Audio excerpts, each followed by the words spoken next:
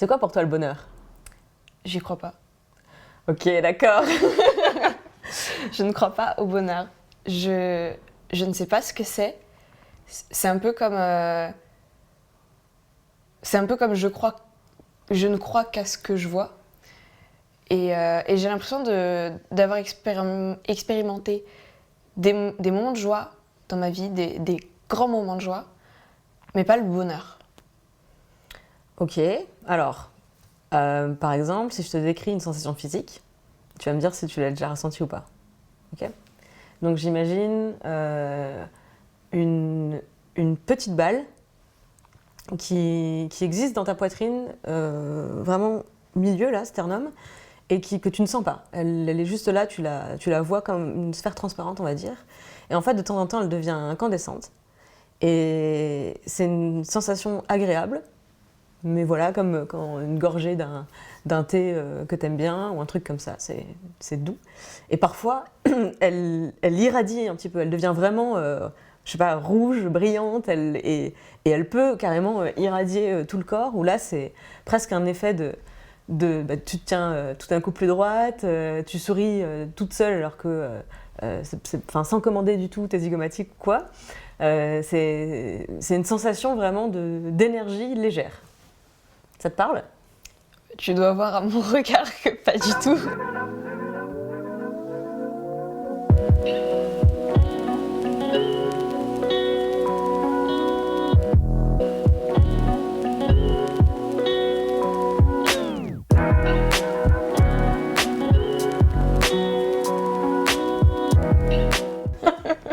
Je ne vois pas du tout de quoi... Enfin, je conceptualise, mais je ne vois pas du tout de quoi tu parles. Mais ça veut dire que t'es toujours angoissée ou stressée ou... Parce que pour moi, c'est ça le voile qui empêche la boule d'irradier. C'est qu'une autre énergie vient par-dessus. Et bah, par exemple, oui, bah, la tristesse, je vois vraiment ça comme une pluie. Donc tout est humide, donc rien ne peut devenir incandescent et brûler comme ça. Ou du stress ou de l'angoisse c'est comme un brouillard qui étouffe à l'intérieur et qui, pareil, ne permet pas à la lumière de se diffuser. Ça me parle beaucoup plus. Ah, incroyable. Tiens donc, oui, il y a toujours... Enfin, de ce que je me souviens, parce qu'en vrai, je me souviens pas du tout de toute une partie de mon enfance. Mais oui, il y a toujours... Je pense à autre chose, je suis angoissée sur quelque chose, je suis stressée, je vais à 20 000 à l'heure. Et il y a eu des moments où j'ai eu quelque chose qui se rapprochait de cette boule dont tu parles, incandescente, qui était la première fois où j'ai été vraiment amoureuse. Sauf qu'en fait, c'était tellement incandescent que ça brûle et ça fait mal. Et du coup, j'ai pas eu ce concept de bonheur que je ne vois pas. Je me dis, mais qu'est-ce que... Enfin, tout le monde dit, oui, j'aspire au bonheur. Ok, quand? Enfin, concrètement, on parle de quoi? Quand? Comment? Pour moi, c'est quelque chose qui n'existe pas et en fait qui fait tenir l'humanité comme aspirant à un but et pour dire en gros, bon bah, je vais continuer jusqu'à mourir de vieillesse parce que du coup, bah, je vais arriver à ça. Mais en fait, c'est un leurre. Alors pour moi, le bonheur, c'est pas du tout un état permanent. C'est quelque chose d'extrêmement éphémère. C'est comme un éclat de rire. Ça vient sur un moment, ça dure quelques secondes et après, voilà, t'es sorti de l'éclat de rire. Et c'est exactement comme ça que je vois le bonheur. C'est vraiment comme un chocolat qui fond en bouche, qui donne une sensation à un moment donné quand il est en train de fondre, et après, voilà, tu l'as digéré, il est plus là, quoi. Et c'est pour ça que je suis d'accord avec toi sur la dimension, c'est un leurre de courir après le bonheur, parce qu'en fait, je me vois de toute façon pas vivre dans un état permanent de celui que je décrivais tout à l'heure, d'élation comme ça. J'avais réfléchi à cette question parce que j'ai fait un concours de poèmes en 4e sur le thème du bonheur.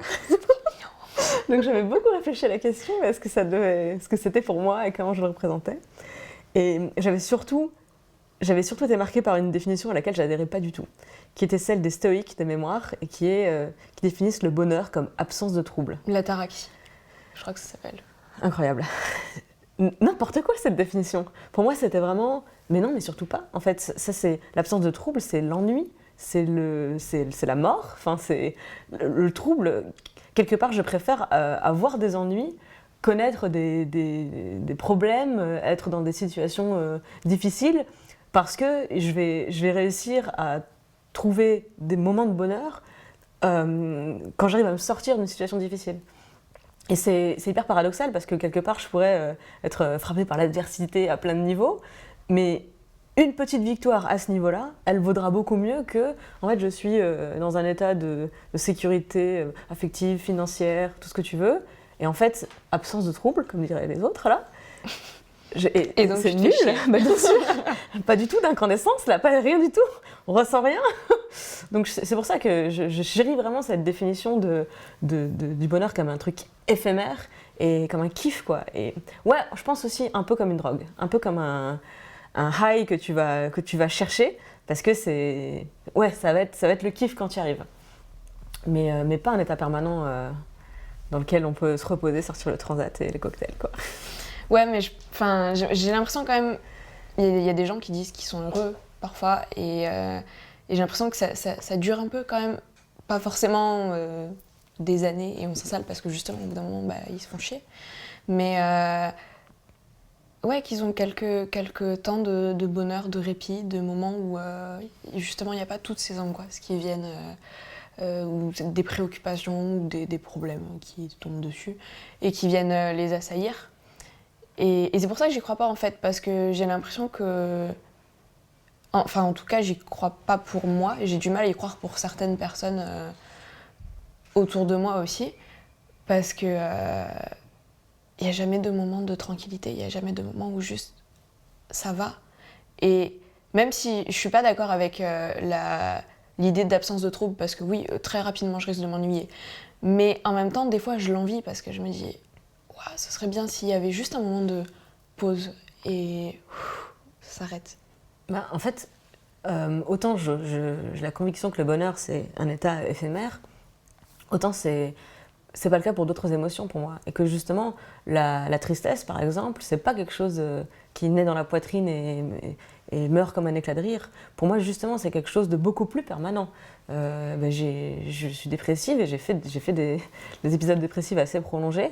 C'est vraiment, ça c'est un état permanent pour moi. C'est quelque chose qui s'installe dans la poitrine aussi au même endroit, qui vient étendre la boule et qui dure. Et en fait, c'est extrêmement difficile de rallumer ma petite sphère là, dans cet état-là, parce que justement il y a d'abord cette météo de brouillard, d'averses récurrentes, on va dire, qui empêche les éruptions comme ça de bonheur. Et je comprends totalement ce que tu dis dans le sens où, ouais, je vois aussi plein de gens être dans un état d'apparente stabilité, on va dire, d'apparente stabilité émotionnelle, où toi tu dis de l'extérieur ils ont l'air heureux parce que tu vois pas forcément leur météo intérieure en fait. Et que moi j'ai très bien su donner le change quand j'allais pas bien, vraiment j'arrivais à être fonctionnelle pendant très longtemps. Et quand c'était le cas, ça se voit pas trop à l'extérieur. Et je pense qu'effectivement ça sert à rien de courir après le bonheur comme quelque chose qu'il faudrait absolument savoir décrocher, tu vois. En fait, pour moi, c'est un peu comme la course à l'orgasme. C'est que je pense que tu peux très bien avoir des relations sexuelles épanouies sans avoir d'orgasme, et vraiment sans en avoir à chaque fois en plus. Et pour autant, qui crache sur un orgasme, je veux dire tout de même. Oui. C'est un peu pareil avec le bonheur en fait. Je pense que t'as pas besoin d'avoir des flashs comme des éclats de rire pour réussir à atteindre un état de sérénité, qu'on n'appellerait peut-être pas forcément bonheur.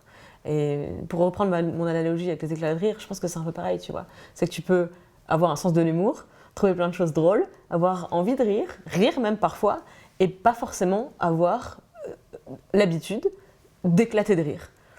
Juste parce que t'es différente à plein de niveaux, et c'est pas grave quoi. Ton truc c'est pas d'éclater de rire en public, comme ton truc c'est pas d'avoir des espèces de bulles de bonheur là qui te prennent à la gorge et qui te soulèvent pendant quelques heures comme si t'étais shooté ou je sais pas quoi. Moi c'est un peu ça, moi c'est vraiment c'est ma drogue, c'est mes shoots Ah, je suis bien là, je suis bien aujourd'hui. C'est trop cool, je trouve ça trop cool. Mais comment t'en es arrivée du coup à ces shoots et aussi à cette définition, être capable de symboliser si précisément ce que c'est pour toi le bonheur? Alors je pense que je me suis beaucoup posé la question, parce que pareil, à un moment donné de ma vie, j'avais l'impression que c'était un objectif.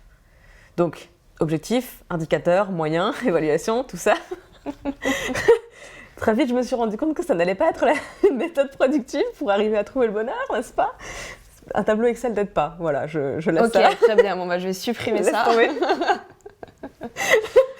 Donc je me suis vraiment posé la question, je cherchais, en fait, est-ce que j'ai envie d'être heureuse? Comment je définis le bonheur? Qu'est-ce que j'ai envie que ça me procure? Et comment y arriver? Et donc dans ce processus, je suis arrivée, je pense un peu pareil que toi, à cette conclusion que, mais en fait, moi j'ai beaucoup d'averses, et j'ai beaucoup de brouillard là à l'intérieur, donc j'ai l'impression que c'était toujours étouffé, en fait, que c'était de très courte durée. Pour prendre un exemple concret, j'ai du mal à être heureuse alors que le poids des malheurs du monde m'écrase. Donc c'était vraiment ça qui a marqué mon adolescence. Et finalement, j'ai fini par construire un espèce de microclimat à l'intérieur de moi. Non pas de me dire je lâche prise sur le reste du monde et les malheurs du monde, parce que je pense que j'arriverai jamais à faire ça, mais au moins, quand je sens un début de flamme, je la protège. Je sors le parapluie en fait, de dire on a le droit de faire une pause. J'ai le droit de faire une pause dans tout ça. J'ai le droit de considérer que ce moment qui est en train de se passer, je vais mettre un écrin autour parce que ouais, c'est comme une étincelle, une bougie, une petite flamme qui va brûler pas très longtemps. Mais vas-y, viens, je la protège le temps qu'elle brûle et j'en profite. Et comme ça, après, quand une autre averse arrive ou que le brouillard revient, j'ai eu cette éclaircie, cette accalmie dans ma météo lilloise. Pour ça que je vis dans le sud, donc pour le soleil. Voilà. Mais ouais, mais je pense que ça a été beaucoup de travail. Je sais pas si c'est naturel pour d'autres gens. Moi, c'était vraiment du travail d'arriver à ça. Et parce que je me souviens quand j'étais petite, je voulais regarder les infos à la télé, parce que je m'intéressais au monde, et ma mère m'avait dit non, tu peux pas regarder les infos. C'était à l'époque du génocide au Rwanda, donc il y avait des images qu'on ne peut pas montrer des enfants, évidemment, et qu'on ne devrait pas avoir de toute façon. Enfin, ça ne devrait pas exister du tout. Et je me souviens que j'avais eu une vraie discussion avec ma mère en disant mais en fait ça m'intéresse, pourquoi tu me prives de quelque chose qui m'intéresse? Elle me dit en fait si tu fais des cauchemars la nuit, je pourrais pas te consoler. Mais pourquoi? Enfin, pour me punir? Non, quand on regarde des films, s'il y a des morts, je peux te dire que c'est des acteurs, c'est du faux sang, à la fin du film ils se relèvent et ils vivent leur vie. Si tu fais des cauchemars à cause du journal télévisé, je peux pas te dire que c'est des figurants. Et j'ai fait ah ouais, c'est vrai. Mais dans ma tête c'était juste, je l'ai transposé à tout ce que je voyais, à tout ce que je vivais, en me disant d'accord, mais en fait vous subissez tout ça, vous vivez tout ça et vous pouvez pas vous en extraire. C'est pas un film, c'est pas une bulle de fiction de laquelle vous pouvez vous extraire à la fin. Et en fait, j'ai fait la même chose sur ma vie en me disant mais je peux pas m'extraire de ce que je sais, du fait qu'il y a une famine en Somalie, et on ramène du riz à l'école pour les enfants, qu'il y a un génocide au Rwanda, il y a des gens qui vont dans la rue parce qu'il y a les Restos du Cœur tous les ans. Et en fait, ma vie était rythmée par cette conscience, cette hyper-conscience de tout tous les malheurs du monde. Vraiment, littéralement, c'était ça. Et j'ai mis tellement de temps, je pense tellement d'années à essayer de me construire à l'intérieur de moi un espace où j'avais le droit d'être dans une bulle en dehors du monde, en fait, tout simplement. Et j'ai beaucoup fait ça grâce à la méditation ces dernières années pour le passer de mon corps à ma tête, en fait, pour pouvoir consciemment venir dans la bulle. Parce qu'avant, c'était beaucoup par j'en peux plus, je craque, et je vais me réfugier dans cet endroit-là. Ouais. Et maintenant, j'ai créé un accès de ma tête à ma poitrine, ce qui fait que je peux aller dans ma tête dire wow, peut-être on fait une pause, peut-être on respire, peut-être je prends 10 minutes pour aller dans ma petite réserve où les malheurs du monde n'entrent pas, et pour une fois, je suis le centre de mon monde. Et souvent, le fait d'être à l'intérieur, c'est comme si je mettais un moteur, et c'est ça qui déclenche l'irradiation. Et quand je sors de mes 10 minutes, au lieu de reprendre les malheurs du monde sur mes épaules, je profite de la chaleur que je viens de générer, juste en me mettant au centre de moi pendant 10 minutes. Donc ton bonheur, au final, il vient de toi-même, finalement. Ouais. C'est grave cool. De ouf. C'est hyper cool. Il vient de moi, mais je le nourris des autres, parce que c'est toujours... je reviens aux émotions qui fonctionnent différemment. Il y a des émotions qui sont contagieuses. Tu vois quelqu'un qui rigole, même si tu ne sais pas pourquoi, ça te donne envie de rire. Et je repense à la femme qui avait le masque de Chewbacca dans la voiture et qui était morte de rire. Et je regardais cette vidéo, j'étais là, il n'y a rien de drôle. Et en fait, plus elle rit, au bout d'un moment, tu te mets à rire aussi, alors que c'est juste qu'elle est en train de rire. Donc le rire, c'est hyper communicatif. La colère, c'est pas communicatif. C'est beaucoup moins communicatif. Parce que quelqu'un est en colère, ça te met pas en colère. Enfin, il faut qu'il t'amène dans sa colère pour que tu lui répondes. Mais quelqu'un qui crie dans la rue, t'as pas envie, ton premier réflexe n'est pas de lui crier dessus. T'es plutôt non, moi, je en train me mettais à pleurer. Voilà, par exemple, voilà, c'est... Moi, j'ai plus... effectivement, je suis aussi repoussée, quoi, Ok, tu refuses la communication. Voilà, la tristesse, elle est entre les deux, je trouve. C'est communicatif, mais t'arrives à te... Enfin, c'est plus facile à résister, on va dire, qu'un éclat de rire. Et il y a un autre truc avec les émotions, c'est que quand tu les partages, tu peux les partager sans enlever le volume. Par exemple, quand quelqu'un est triste, si tu viens partager sa tristesse, ça lui en enlève un peu. Et ce qui fait que c'est comme ça que le soutien émotionnel marche, je trouve. C'est qu'on est plusieurs à partager une grande émotion. Mais en revanche, avec le bonheur, avec la joie, avec des émotions positives, les partager, ça les réduit pas. Ça les réduit pas, ça les décuple. On est 2 fois plus heureux quand on est heureux à 2 que quand on est heureux tout seul. Et c'est ça que je trouve magnifique. Et c'est pour ça que je me suis débrouillée pour devenir moi-même un récepteur de ça, pour pouvoir contribuer à décupler les émotions positives. Donc quelque part, je l'ai quand même fait pour les autres et pas pour moi. Fou. Oh merde. Je ne sais pas combien d'années de thérapie à refaire du coup, mince. Je t'enverrai la facture. Non, mais je comprends ce que tu veux dire. Mais je pense que du coup, moi je suis encore dans ce truc d'hyper conscience de le monde va mal et oh mon Dieu, je fais partie du monde, donc ça veut dire que je fais partie des gens qui font que le monde va mal, donc il faut que je fasse des choses pour que le monde aille mieux. Et à voir dans la rue tout ce qui va pas et en même temps penser à ouais mais du coup ça me fait penser à tel pays où il se passe ça et que je suis aussi énormément dans la communication des émotions sauf que je vais prendre de moi-même sans que personne me demande cette part de tristesse ou de fatigue ou d'agacement pour moi, ce qui en plus va pas forcément en retirer un peu à la personne parce que des fois en fait on m'a rien demandé donc du coup ça change rien, des fois si et du coup oui il faut que la personne elle t'en... Voilà, elle s'en décharge en voilà, fait. c'est ça. Si elle le fait pas et que je le fais juste comme ça veut dire que tu prends juste une part mais tu ne lui enlèves pas la sienne. C'est ça, je le fais grandir mais c'est tout et du coup je vais même pas l'aider au final.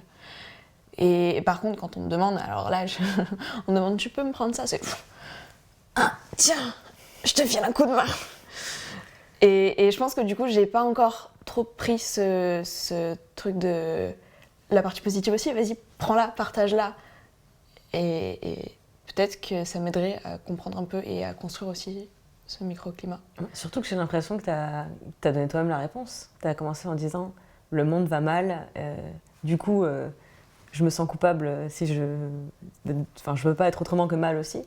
Mais en fait, on vient de le dire, les émotions négatives, elles se partagent, les positives, elles se décuplent. Et en fait, le monde va mal, raison de plus, en fait, pour que tu commences toi par aller bien, parce que c'est de ça qu'on a besoin. Si tu veux vraiment changer le monde à ce niveau-là, c'est vraiment le meilleur levier, je pense. C'est que tu peux pas changer le monde si tu n'arrives pas à commencer par toi-même et à toi-même être le changement qu'on a toutes et tous besoin de voir. Et oui, ok, alors ça reste du coup très tourné vers les autres et pas, j'allais dire, centré sur soi comme démarche. Mais en fait, pourquoi se faire violence, tu vois? Si toi et moi, on marche à ça, on a besoin de faire les trucs pour les autres, en fait, on n'a qu'à commencer par ça. Ouais, oui, ça, au moins on le fait. On se paye au passage, tu vois. Oh, je t'aime trop. Moi aussi.